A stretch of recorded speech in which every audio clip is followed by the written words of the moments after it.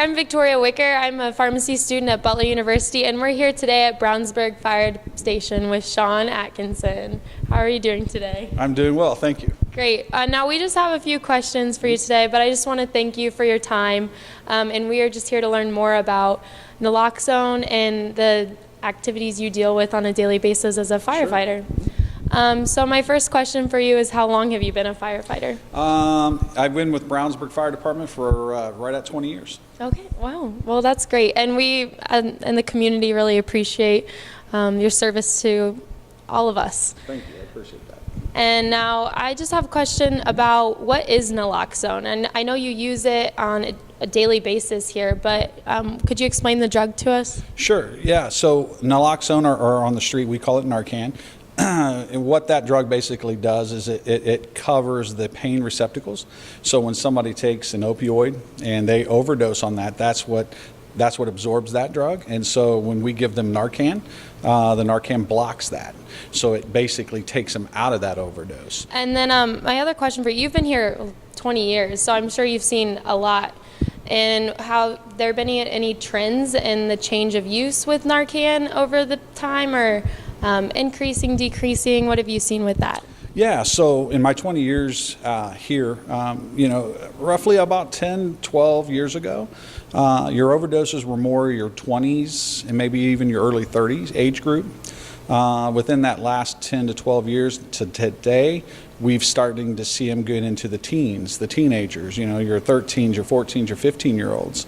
And that's what's alarming, because it's still encompassing the 20s and the 30-year-olds, but now it's encompassing our kids as well. So it's really have become a nationwide epidemic. And it's something that we need to, get to these kids at an early age as far as drug education and what the side effects are. And basically that simple phrase of just say no. Mm-hmm. So it's a big thing. Yes. And now talking about how it's increasing, what is your opinion on the federal government declared it a national health crisis, and you hear it in the news being called an opioid epidemic. So do you see how that relates into your daily use with Narcan, and how do you feel like that promotes the opioid epidemic? Right. Well, as far as the United States basically declaring, or our government declaring it a national crisis, they're absolutely correct. It is a crisis because it's affecting so many people, and it's not just your poverty level or your middle class. There isn't any race distinction in it. It's everybody that's involved with this, and the government finally has come forth with a lot more education things for people, mm-hmm. A lot more for people who are currently addicted to the opioids, to getting them help, making it more widespread, more economical for them to get in. And like I said, it's just one of those things. We just got to get it out there, and that's what the government's helping us do now. Where there was a lack of that, maybe 5, 6, 7 years ago, the government wasn't pushing it as hard because they didn't feel that it was an epidemic. Now that so many people are becoming either addicted or have passed away because of the overdoses, they're finally starting to see the numbers come in. In a lot of cases, for years, it was underreported because these overdoses were coming into the ER, and they'd come in and the doctors would never record it, or they would never keep track of that. Mm-hmm. Now they are. But before it never was. And so I think the numbers have always been there. It's just now it's more trackable, if that's a phrase you could use, but for us to start knowing exactly how many numbers that we're treating. Right. Well, and then knowing the honest numbers helps you and the department meet the needs of the community, I'm sure. Correct. It helps us meet the needs, but it also keeps us informed. We go through daily trainings. Every day we're going through some type of an EMS training, some type of a fire training. And without those numbers and without the education, then we wouldn't be able to do our jobs as well. So it's important for us to get it all the way from the government, get funding for the training, funding for additional resources, whether it's buying more Narcan for us to keep on our rigs, indoor educational classes that we can teach at the school level, the high schools, the middle schools. So it helps immensely. That's great. And I just have a question about, I know that something recent in the news is talking about standing orders with naloxone. And for those of you who don't know, a standing order like the one we have in place in Indiana allows anyone to go pick up and purchase naloxone at pharmacies who are signed up through the program without receiving a prescription from your specific physician. So this is definitely allowing people to have broader access to Narcan and the drug. How do you feel like this could impact the future of the epidemic? Well, I think it's a good thing, right? People aren't going to be afraid to go to their doctor, or they're not going to have or be afraid of not having access to it. We have it here. I know there's other cities where the cities actually disperse the Narcan or the Naloxone in heavy drug use areas of the city. They just drop them off on the corners in Ziploc bags and stuff like that because it's such an epidemic.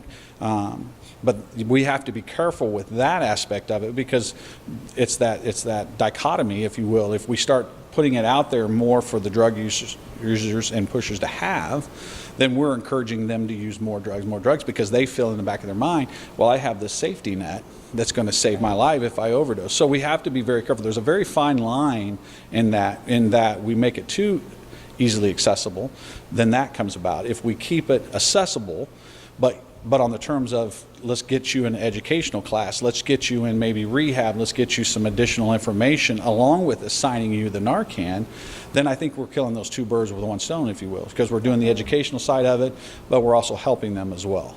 Definitely. I think those are all really great ideas and definitely a way to move forward with the issues that the community faces and all over in the United States. Now, could you describe to us a time when you were called on a run and a Narcan was used or needed, and how your perspective was in that situation? Sure. Just here recently, we had a run to a local bar here in Brownsburg for a unconscious person in the bathroom.